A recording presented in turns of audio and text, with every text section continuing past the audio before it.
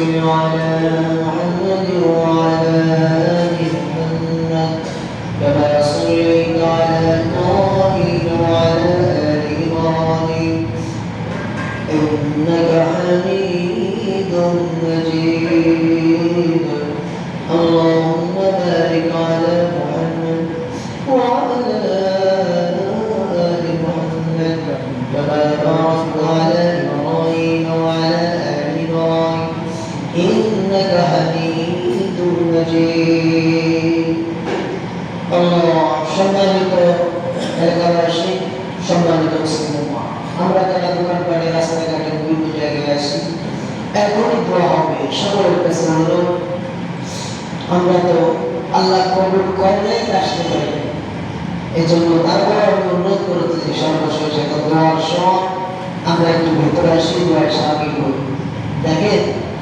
যদি কেউ একটা জরুরি জারি করেন যে আজকে রুমের ভিতরে যারা আছেন অথবা যারা আজকে পেমেন্ট পেয়েছে তারাই খাদ্যটা পাবে আর কেউ পাবে তাই বলেন তো এখন যারা বাইরে আছে তারা কি ওই খাদ্যটা পাবে এখন এই মজলিসে যারা আছে দোয়ার মাধ্যমে বরকত তারাই পাবে মসজিদের বাইরে যারা আছে এই মজলিসে যারা না তারা তো পাবে কারণ এটা আল্লাহ তাআলার ওয়াদা আল্লাহর রাসূলের ওয়াদা যে এই জায়গাটা হলো জান্নাতের বাগান অতএব এই জান্নাতের বাগানে যারা থাকবে তারাই ফল খাবে অর্থাৎ তারাই নাজাত পাবে তারাই উপকৃত হবে এখন যারা রাস্তাঘাটে আছে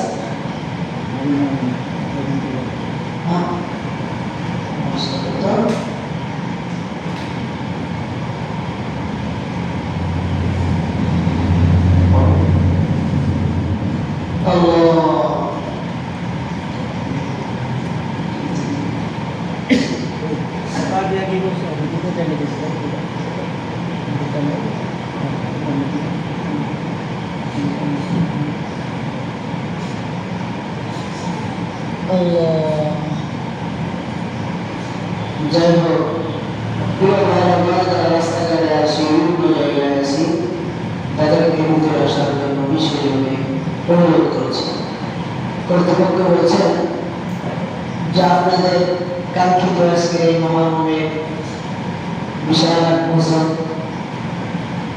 এখনো রান্না চলতেছে এখনো প্রায় আধা ঘন্টা সময় লাগবে এই জন্য সময়কে বর্ধিত করা হয়েছে যাতে আলোচনা চলে অনুরোধ করেছেন এই জন্য দিক থেকে আলোচনাগুলো শোনা আমলের বিয়ে আমরা এখনো যারা রাস্তাঘাটে বিভিন্ন জায়গায় আছি সকলের কাছে অনুরোধ আমরা মসজিদের ভিতরে আসি তা আমরা যদি একটু কাছাকাছি আসি তাহলে একটু ভালো দেখা যায় যুবকরা তো ওদিকে সরে আসে একটু কাছাকাছি আসে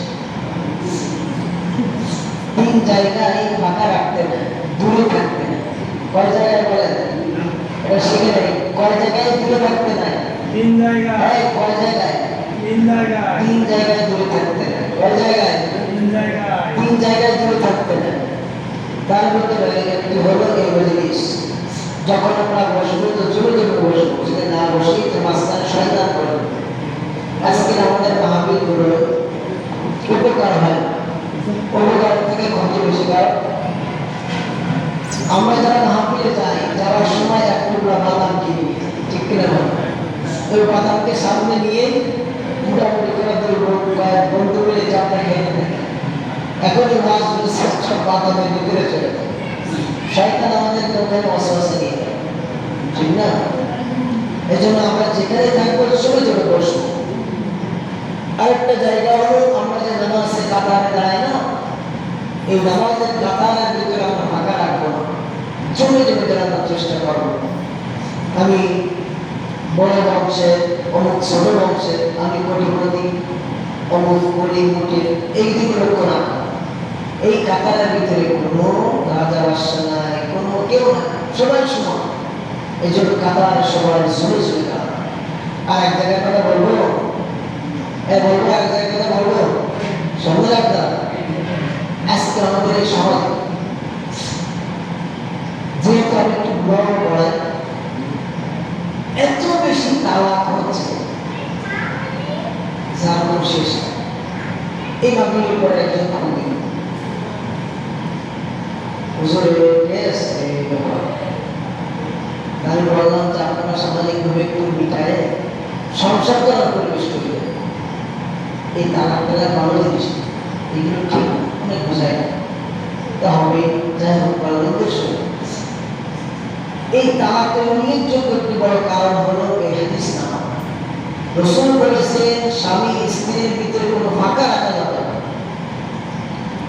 কি রাখা যাবে না?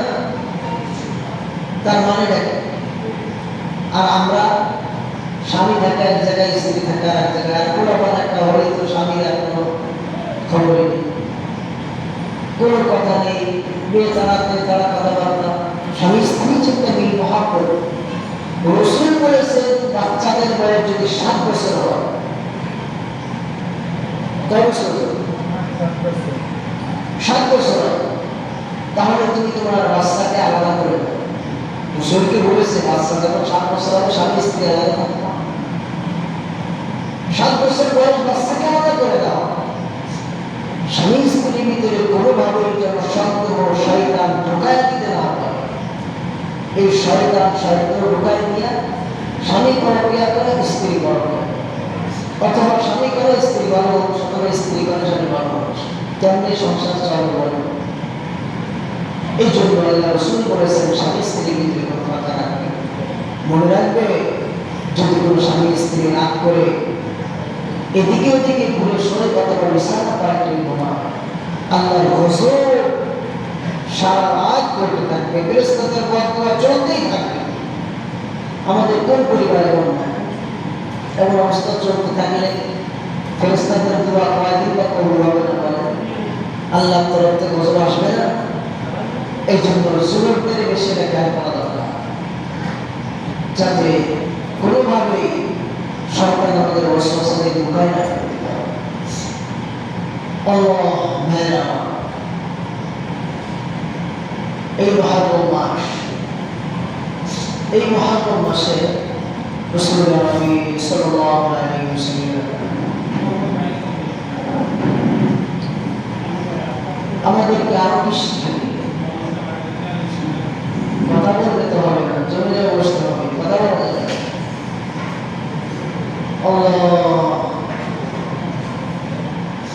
রাসূল সাল্লাল্লাহু আলাইহি ওয়াসাল্লাম আমাদেরকে জানাচ্ছেন মুসা আলাইহিস সালাতু ওয়াস সালাম। এই মুসা আলাইহিস সালাম নাম শুনছেন? খুব আগ্রহ বেশি করে। এর থেকে আমাদের খুব গুরুত্বপূর্ণ নসিহত নিতে হবে।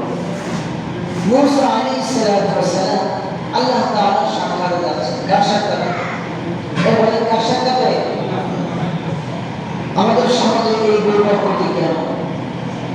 আল্লাহ তাআলা সাক্ষাৎ দিয়েছেন যে একজন ব্যক্তি বলতেছেন, আল্লাহ নবী মুসা, আপনি তো আল্লাহর সাথে কথা বলতে চাচ্ছেন, তো আমার একটা কথা আছে, আপনি আল্লাহকে বলবেন। তো কি?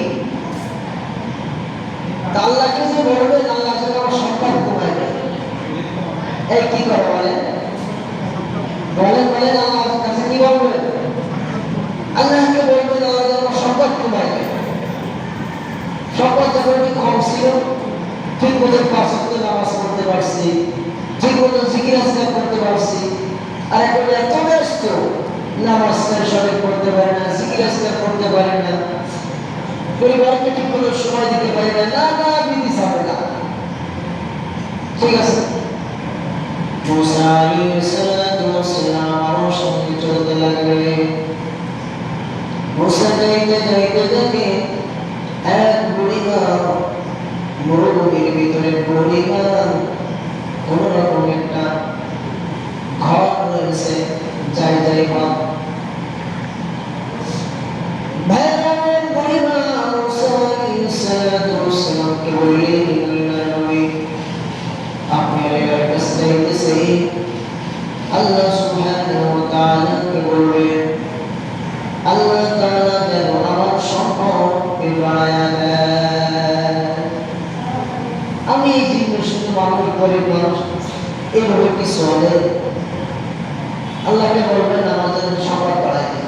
ঠিক আছে, মুসা আলাইহিস সালাতু ওয়াস সালাম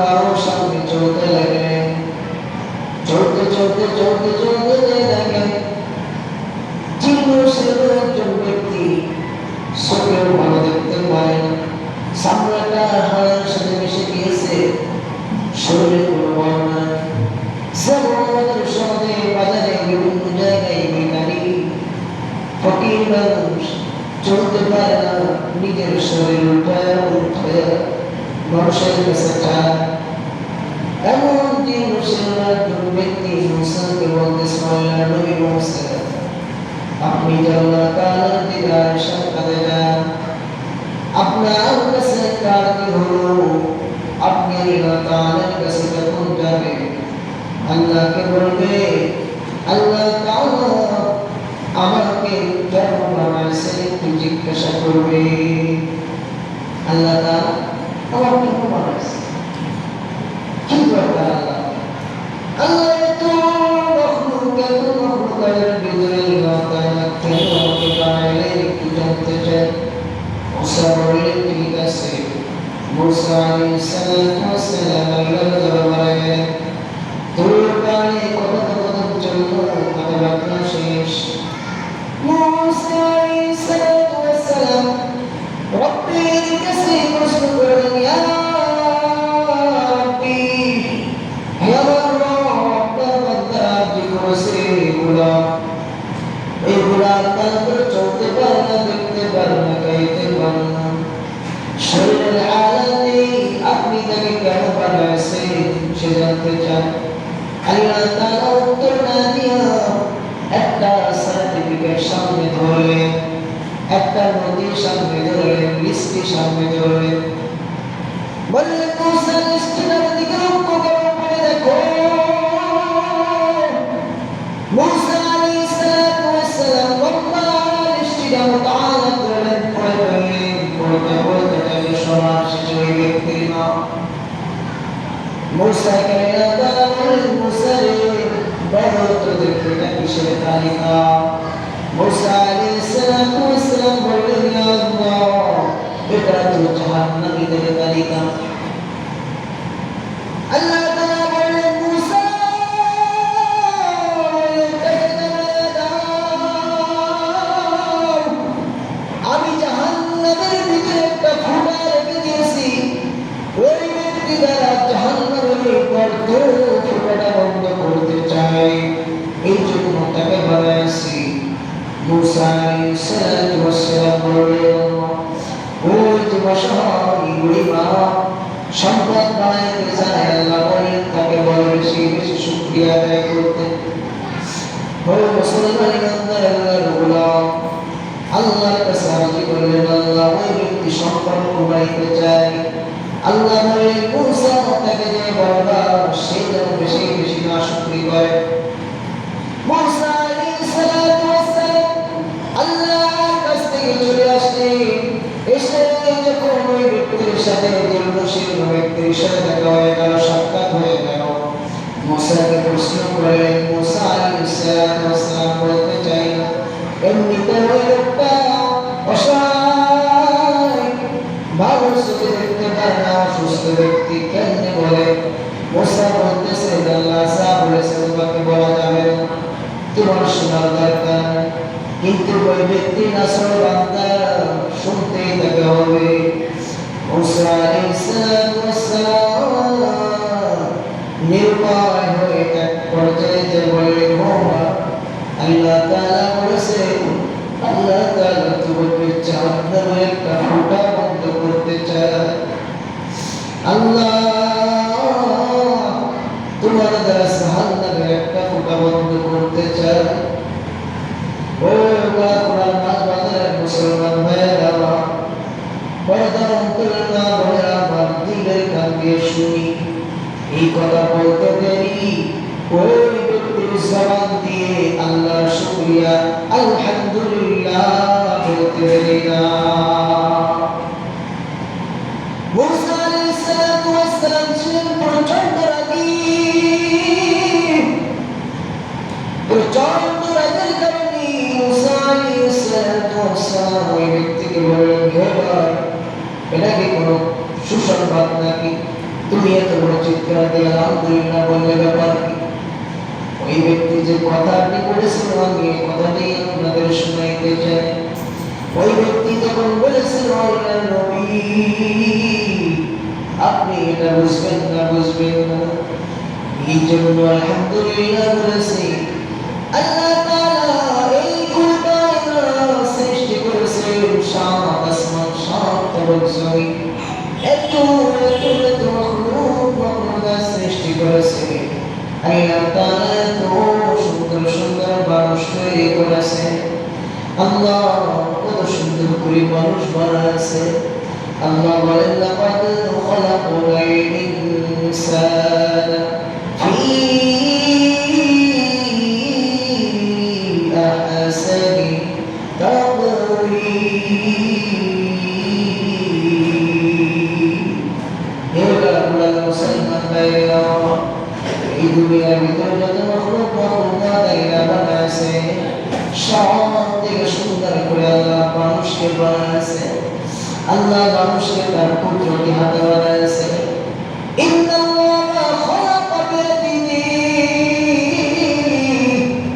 ইন্নাল্লাহা খালাকা আদামা বিয়াদিহি। আল্লাহ তাআলা বলে, হে দুনিয়ার মানুষ, আমি আদম আলাইহিস সালাতু ওয়াস সালামকে নিজ হাতে বানাইছি।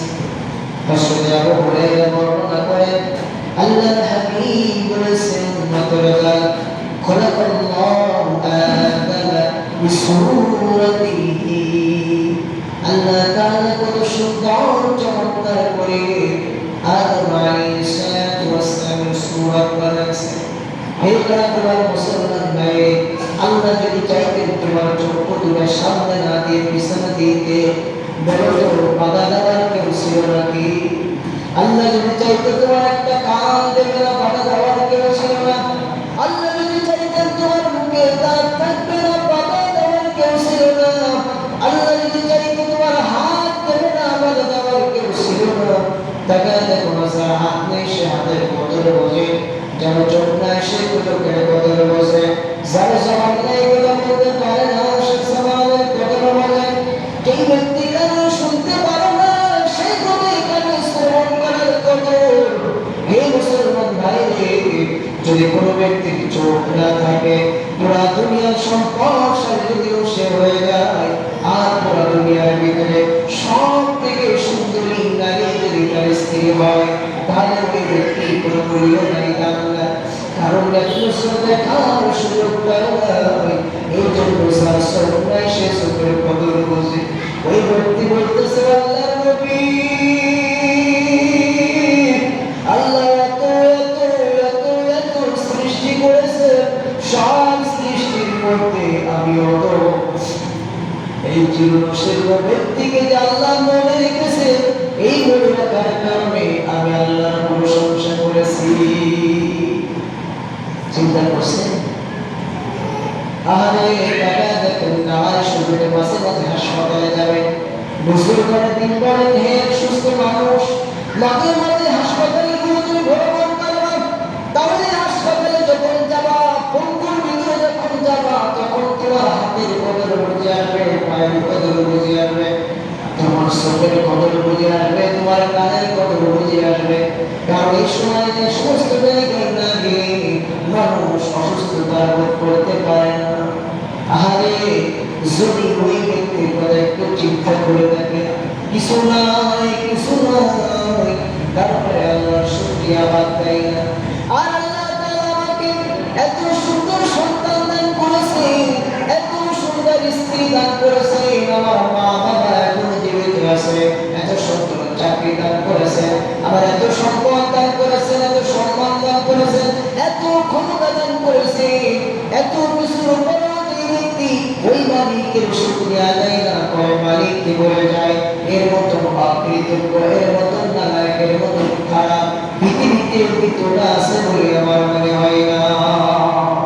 ওই ব্যক্তি বলেন, এই জন্যই শুকরিয়া আদায় করেছি মালিককে।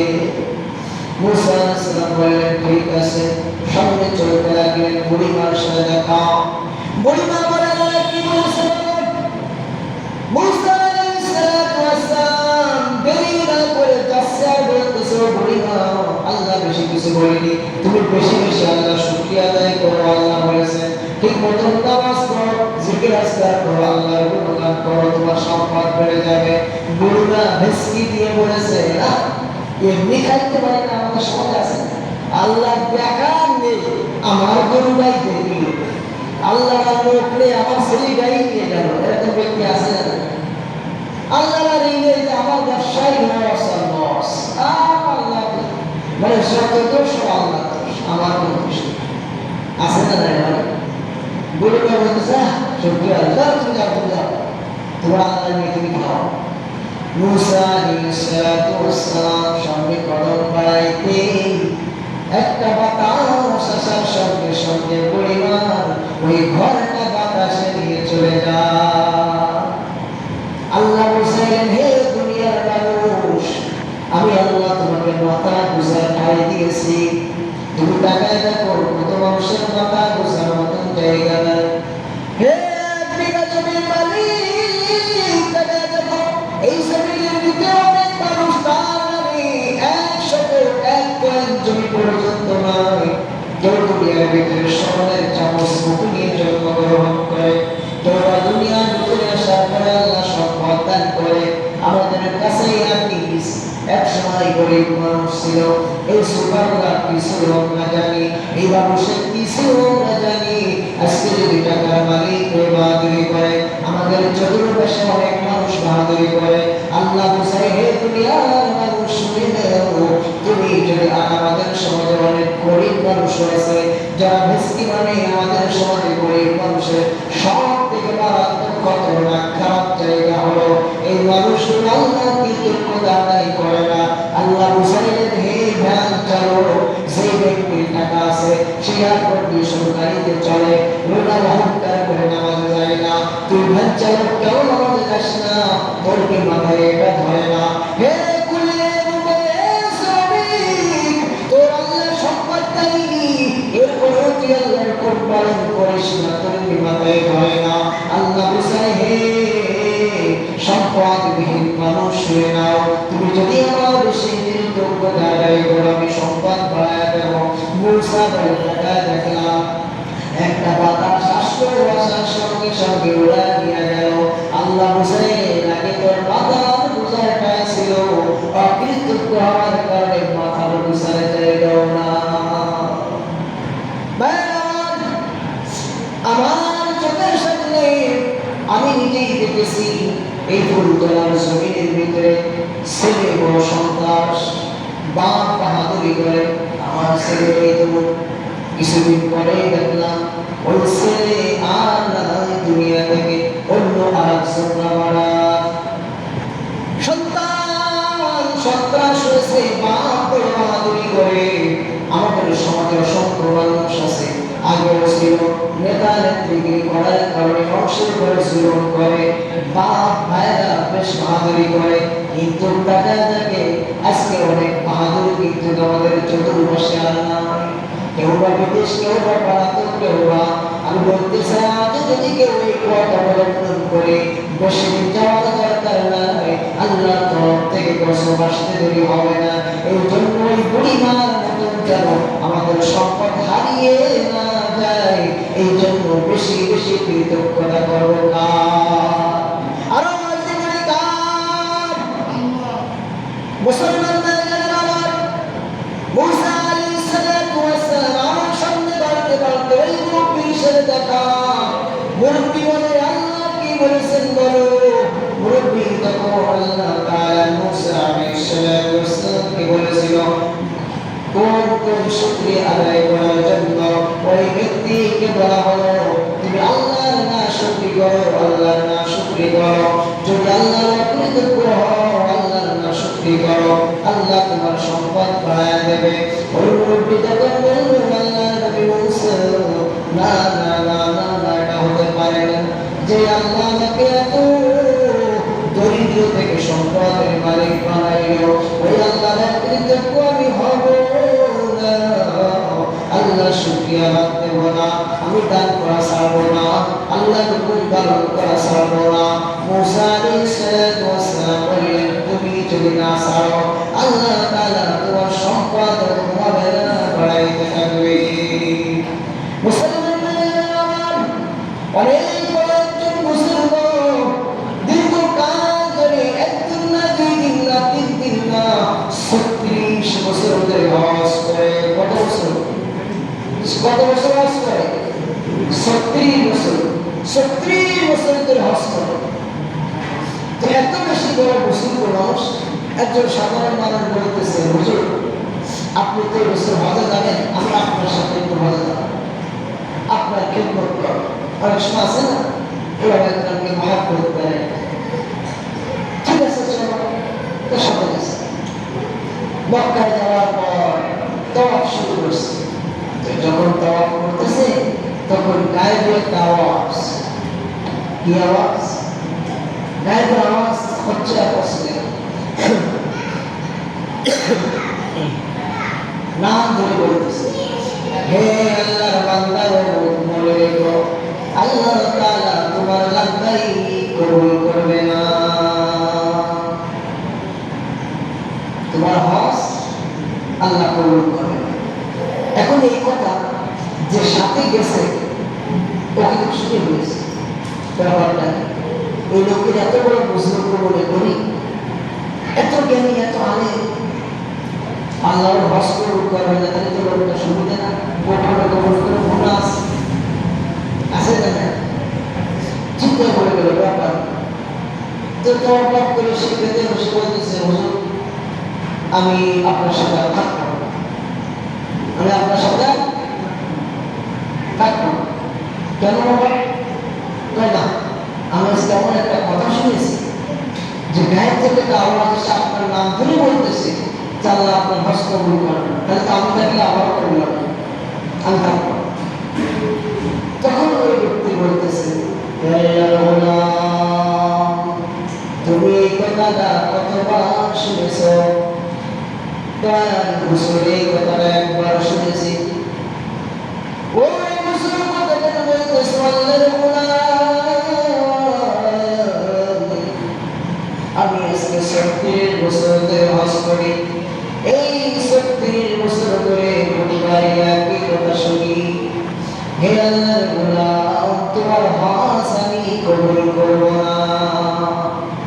হে আল্লাহর মুসলমান ভাইরা, আমার পদমন্ত্রে মা বোনেরা, দিনের কালকে শুনে বছর কথা বলতেছে, আল্লাহর বান্দা আমরা কার বান্দা? এটা তো বলতেছে আমরা আল্লাহর বান্দা। আপনারা সবাই বলেন তো আমরা কার বান্দা? আওয়াজ দিয়ে বলি আমরা কার গোলাম? আওয়াজ দিয়ে বলি আমরা কার গোলাম? মুসলমান বুজুর্গ বলতেছে আমরা কার গোলাম? উনি বলে আমরা আল্লাহর গোলাম। তাহলে গোলামের কাজ কি? উনি বলতেছেন গোলামের কাজ হলো তার হুকুম মানা। বলতেছেন আমার কাজ হলো মহান মালিকের গোলামি করা। আমি যতদিন হায়াতে বসে থাকি এই 36 বার হজ এসেছে, সববার শুনছে আমার হজ কবুল হয়নি। মনে রাখবে আমার হজ করার দায়িত্ব আমি করব, আর মহান মালিকের কবুল করার দায়িত্ব করবেন কি করবেন না তার দায়িত্ব। অতএব আমার কাজ তার গোলামি করা, আমি তার গোলামি করে যাইতেছি, সে কবুল করুক আর না করুক সেটা আমার দেখার বিষয় না। মুসলমান ভাইরা আমার, আমরা অনেক সময় বিভিন্ন ইবাদত করি, আমল করি, আর চিন্তা করতে থাকি এই কাজটা করি, আমি 5 ওয়াক্ত নামাজ পড়ি, অনেকে নামাজ পড়ে না তার সম্পদ বেড়ে যায়, অনেকে সুদ খায় তার সম্পদ বেড়ে যায়, অনেকে ঘুষ খায় তার সম্পদ বেড়ে যায়, অনেকে জুলুম করে তার সম্পদ বেড়ে যায়। বিভিন্ন চিন্তা করে অনেক নামাজি হঠাৎ করে বেনামাজি হয়ে যায়, অনেক হারাম খাওয়ানেওয়ালা হঠাৎ করে হারাম খাওয়ানেওয়ালা হয়ে যায়। হে যুবকে মুরব্বী ভাইজান, পর্দার মা বোনেরা, পরিষ্কার হওয়ার কোনো দরকার নাই। মনে রাখবে সঠিক পথে চলা, সঠিক লাইনে থাকার দায়িত্ব আল্লাহ তাআলা আমাদের দিয়েছে, কবুল করা না তো তার দায়িত্ব। তখন যুবক বলে, হুজুর ঠিক আছে আমি আপনার সাথে থাকবো। ওই যুবক ওই হুজুরের সাথে থাকতে লাগলো। এখন হুজুর চিন্তা করতেছে আর মহান মালিকের সাথে কানেকশন লাগাই দিয়েছে। হুজুর তখন বলতেছে নির্জনে বসে বসে বসে বসে, হে মহান মালিক আল্লাহ,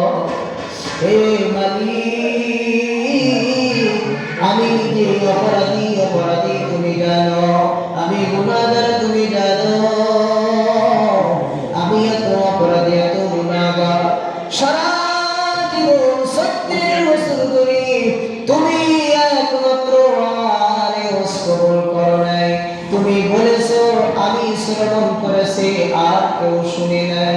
ও মহান মালিক, আজকে তুমি আমার সম্মান কেন নষ্ট করলে? আজকে কেন আজকে অন্যের কানে এই আওয়াজ তুমি শোনায় দিলে? ও মহান মালিক, আমি তোমার নগণ্য গুনাহগার বান্দা, তুমি আমার আওয়াজ কবুল করো না, কিন্তু কেন আজকে তোমার অন্য বান্দার কানে এটা ঢোকায় দিলে? এই চিন্তা করতেছে আর মালিকের কাছে কান্নাকারি করতেছে আর চোখ বেয়ে অশ্রু পড়তেছে। হে গালা পড়া মুসলমান ভাইরা, যদি কেউ ক্রন্দন করে তাহলে আমরা ঠাট্টা বিদ্রুপ করি। অনেকে বলে এটা পীর মাশায়েখের কাজ, এটা তারা কান্নাকারি করবে। অনেকে তো অনেক দরবারের নাম ধরে ধরে তারা কান্নাকারি করে। হে ভাই, কান্নাকারি করা কিন্তু তাদের কাজ না, কান্নাকারি করতে বলেছে স্বয়ং আল্লাহ, তাই তারা কান্নাকারি করে। কারণ আল্লাহ বলেছেন ফালিয়াদহু কলিলান ওয়ালিয়াবকু কাসীরা। সূরা তাওবার ভিতরে আসছে 10 নম্বর বার 19 নম্বর পৃষ্ঠার শুরুর দিকে আল্লাহ বলেন, হে বান্দা বান্দি শুনে নাও, হে গোলাম বেশি বেশি কান্নাকারি করো, কম কম হাসো। আল্লাহর হাবিব বলেন ইবকু ইবকু ফাইলাম তাবকু ফাতাবাকু। হে গোলাম বেশি বেশি কান্নাকারি করো, যদি কান্না না আসে কান্নার ভান ধরো। যেমন ভাবে ছোট বাচ্চারা মা বাবার কাছে বায়না ধরলে বায়না ধরতে ধরতে তার দাবিটা আদায় করে নেয়। আল্লাহ বলেন, হে গোলাম হে বান্দা বান্দি বায়না ধরে ধরে তুমি আমার কাছ থেকে আদায় করে নাও। আল্লাহ তাআলা বলেন, হে দুনিয়ার মানুষ বেশি বেশি কান্নাকারি করো, কম কম হাসো। ওই বান্দা এত বেশি কান্নাকারি করছে, এত বেশি কান্নাকারি করছে, কান্না করতে করতে আল্লাহ তাআলার কাছে দোয়া করছে। এরপরে আবার হজের জন্য তাওয়াফের জন্য বের হয়ে গেল। ওই যুবক হুজুরের সাথে আছে, এখন দেখে যুবক আওয়াজ আসতেছে, হে আল্লাহর বান্দা, আমি তোমার হজকে কবুল করে নিলাম। শুধু তাই না এই 36 বছর ধরে যত হজ করেছো সব হজগুলো আমি আল্লাহ সব কবুল করে নিলাম। বলে সুবহানাল্লাহ। ভাইরা আমার, এই জন্য আমাদের কাজ হলো আমল করা।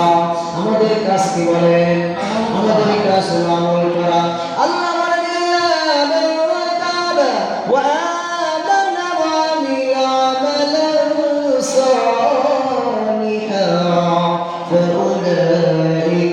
يبدل الله سيئاتهم حسنات।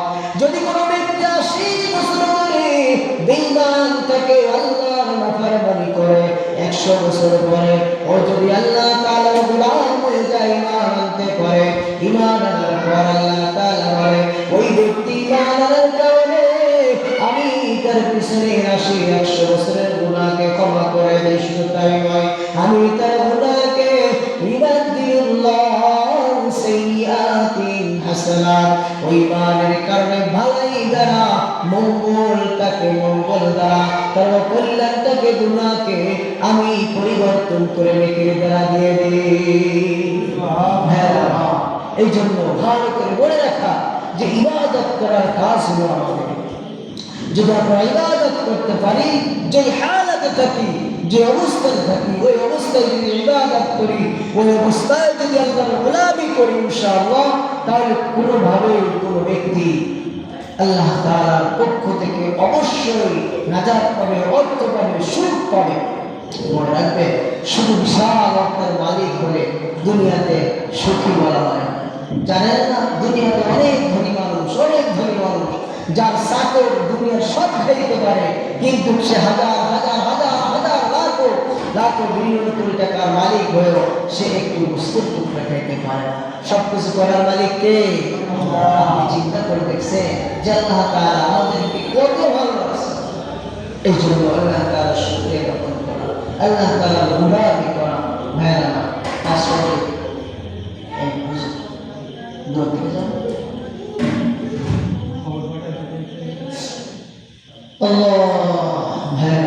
এই জন্য আল্লাহ তাআলার নিয়ামতের খুব বেশি কদরদানি করা, খুব বেশি তার গুণাগানি করা। প্রত্যেকটা বিষয় যদি আমরা চিন্তা করি তাহলে আসলে আমাদের জন্য গুনাহের দিকে যাওয়াটা অনেক দূর হবে। কিন্তু বর্তমান সময় নেকের কাজ করা কঠিন হয়ে গেছে। বেপরদা, বেহায়াপনা, অশ্লীলতা তো সৈরাম হয়ে গেছে। আজকে মানুষ গুনাহকে গুনাই মনে করতেছে। বড় হুজুর বলেন, নামাজি বলেন, বেনামাজি বলেন, আজকে কি এক অবস্থা সমাজে চলে আসছে। যদি এখনো আমরা সচেতন না হই, যদি এখনো আমাদের জাজকে আমরা পরিবর্তন না করি, তাহলে আমাদের জন্য ভয়ানক খতরনাক অবস্থা আসতেছে। আপনারা দেখতেছেন পাশের রাষ্ট্রে ভারতের অবস্থা সম্পর্কে আমাদের জানা আছে। আজকে পৃথিবীব্যাপী মুসলিম মুসলমান নিধনের এক চক্রান্ত চলতেছে। এই অবস্থায় যদি আমরা আমাদের ইমানকে মজবুতি না করি, আমাদের আমলকে পরিবর্তন না করি, তাহলে কিন্তু আমাদের জন্য ভয়ানক অবস্থা আসে।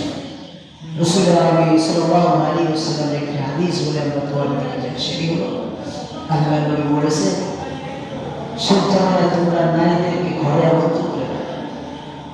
আজকে দেখে শুরু থেকে বলো কেউই এর কথা না, কেন এটা বলে গেলে আজকে 5 বছর, 6 বছর, 7 বছর, 8 বছর, 9 বছরের মেয়েকে কি অবস্থা, কি শুরু হচ্ছে। এই জন্য আমি সকলের আহ্বান করব, আমরা আমাদের মায়েদেরকে, আমাদের বোনদেরকে, বাচ্চাদেরকে হেফাজত রাখার চেষ্টা করি। মনে রাখবে, আমরা যেমন হব আমাদের বাচ্চারা তেমন হবে, আমাদের বাচ্চারা যেমন হবে সমাজটা ঠিক তেমনই হবে। একটা নারীর কাজ মনে রাখবে, একটি নারীর কাজ হলো শুধু এটি, একটা সুন্দর ভালো জাতি উপহার, একটা উত্তম জাতি উপহার দেওয়া। যদি কোনো মা ভালো হয় অবশ্যই সন্তান ভালো হবে। সকলের কষ্ট আহ্বান থাকবে। বাড়িতে গিয়ে বিজ্ঞানীরা গবেষণা করে দেখেছে বর্তমান বাচ্চাদের নষ্ট হওয়ার উল্লেখযোগ্য একটি কারণ হলো কারণ, যেটাকে আমরা আসক্ত করে পেয়ে আমাদের বাচ্চাদের, আর এটা করে আমাদের মায়েরা। কারণ তাদের কাজ করতে ডিস্টার্ব, তাদের বিভিন্ন সিনেমা দেখতে ডিস্টার্ব, পরকীয়া করতে ডিস্টার্ব, ফোন একটা দিয়ে ছেলে বসাই দিয়েছে, মেয়েকে বসাই দিয়েছে, খবর নিতেছে। এই জন্য সকলের শ্রদ্ধা হওয়া থাকবে। পিতা মাতা অর্থাৎ স্বামী স্ত্রী কোনোভাবে ছোট বাচ্চা যারা আছে তাদের সামনে সরকার বিবাদ করবো, কোনো খারাপই করবো না, গাড়ি ক্লাস করবো না। আপনি লক্ষ্য করবেন বাচ্চারা যেটাই শোনে সেটাই কিন্তু বলে, ঠিক কিনা বলে? আমার আপনার বাচ্চা যদি আমেরিকায় ছোট বয়স থেকে থাকে, ও কি শিখবে? এবার কি শিখবে? ইংরেজি কথা বলা শিখবে, শিখবে না? ইংরেজিতে কথা বলা শিখবে। বাংলাদেশে থাকলে বাংলায় কথা বলা শিখবে, ইন্ডিয়ায় থাকলে হিন্দিতে কথা বলা শিখবে। তার মানে অনুকরণীয় বাচ্চারা খুব বেশি অনুকরণীয়। আপনারা লক্ষ্য করে দেখবেন মা সেই কাজটা করে। কারণ অনেক সময় আমরা আমাদের সন্তানকে ঘুমে পাই, ঘুমানো থাকা অবস্থায় আমরা উঠে আসি, এটা হয় কেন? 24 ঘন্টা মায়ের কাছে থাকে। ওই মা কি এত বেশি অনুকরণ করে যে মা যেমন চলে ঠিক তেমন চলে, যেমন হাঁটে তেমন হাঁটে, যেই জুতোটা পরে ওই জুতোটা পড়ার চেষ্টা করে। দেখবে না বলে যেমনি কথা বলে তেমনি কথা বলার চেষ্টা করে। এই জন্য মাদের খুব বেশি শিক্ষা দেয়, বাচ্চারা মা বেশি অনুকরণীয় হয়। এই জন্য মা যখন জায়নামাজ করে নামাজে যায়, তো বাচ্চা জায়নামাজ করে নামাজে যায়। মা যখন মোবাইল নিয়ে বসে যায়, বাচ্চারা মোবাইলে বসে যায়। এই জন্য সকলের কাছে আহ্বান থাকে, আমরা আমাদের মায়েদেরকে বিষয়ে তালকিন করবো। বাচ্চাদেরকে বাচ্চারা 5 বছরের ভিতরে শিক্ষা গ্রহণ করবে, 3 থেকে 5 বছর তাদের শিক্ষা। এটা মনে রাখবে, একাডেমিক লেখাপড়া এটা কোনো শিক্ষা, এটা আমাদের জাগতিক একটা শিক্ষা, একাডেমিক লেখাপড়া। বাকি প্রকৃতপক্ষে বাচ্চা মানুষ করার যে শিক্ষা, এটা একমাত্র পরিবার থেকেই হয় এবং মায়ের কাছ থেকেই হয়।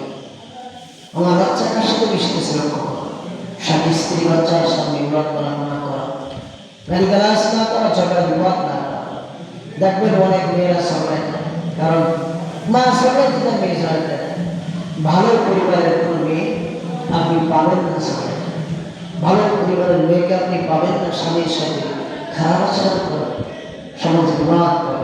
এই জন্য সকলের কাছে আহ্বান থাকবে, আমরা আমাদের সমাজকে পরিবর্তনের জন্য আমাদের খুব বেশি গুরুত্ব দেওয়া, কারণ সে জামানা একটা অবস্থা খুব ভয়ানক। এই জন্য তারা আমাদের পরিবারকে, পরিবার বান্ধব পরিবার হিসেবে কবুল করে সকলে বলেন আমি। যারা ঋণী আছে হুজুরের কাছ থেকে শিখে নেব, ফজরের নামাজের পর, মাগরিবের নামাজের পর আল্লাহ নবী বলেছেন, যদি কেউ পাহাড় পরিমাণ, 1-2 লাখ না, পাহাড় পরিমাণ ঋণ থাকে আর যদি এই আমলটা করে, আল্লাহ তাআলা তার ঋণ পরিশোধের জন্য যথেষ্ট হয়ে যায়। সে দোয়াটি হলো আল্লাহুম্মা কফিনি বিহালালিকা আন হারামিক ওয়া আগনিনি বিফজলিকা আম্মান সিওয়াক। এই দোয়াটা আমরা করব মাগরিব এবং ফজরের নামাজের পর 7-7 বার। আমরা যদি আমলের উপরে থাকি ইনশাআল্লাহ আমাদের জন্য এই আল্লাহ সকল ঋণ পরিশোধ করা সহজ করে দেবে। সকলে দুরূদ শরীফ পড়ুন। আল্লাহুম্মা সাল্লি আলা সাইয়্যিদিনা